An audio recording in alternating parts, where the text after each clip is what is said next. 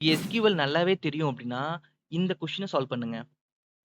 Retrieve the list of all the departments along with their corresponding employee names if available. Ensure that department without any assigned employees are also included in the result set. Question புரியல அப்படின்னா, pass பண்ணிட்டு படிச்சு பாருங்க.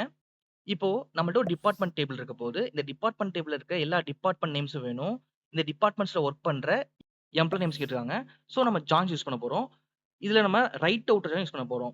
கொரியில என்ன பண்ண போறோம் அப்படின்னா, செலக்ட்ல E dot name, D dot name from employee E right outer join department D வேர்ல E dot ID equal to D dot ID. So இத வேற பேஸ் பண்ணி உங்களுக்கு என்ன இருக்கும் அப்படின்னா, ஒன்லி மேட்ச் கண்டிஷன் கிடைச்சிருக்கும். இது ரைட் அவுட்டர் ஜாயின்றனால அன்மேட்ச் கண்டிஷனும் கிடைக்க போகுது ரைட் சைட் டேபிள்ல இருந்து மட்டும். ஸோ நம்மளுக்கு அவுட்புட்ல எப்படி இருக்கும் அப்படின்னா, நம்மளுக்கு எக்ஸ்பெக்ட் பண்ண மாரி நம்மளுக்கு எல்லா டிபார்ட்மெண்ட்ஸ் நேம்ஸ் இருக்கும். அதுல கரஸ்பாண்டிங்கா ஒர்க் பண்ற எல்லா எம்ப்ளாயீஸ் நேம்ஸ் இருக்க போகுது. இதே மாரி எந்த எம்ப்ளாயி ஒர்க் பண்ண டிபார்ட்மெண்ட் கிடைக்க போகுது.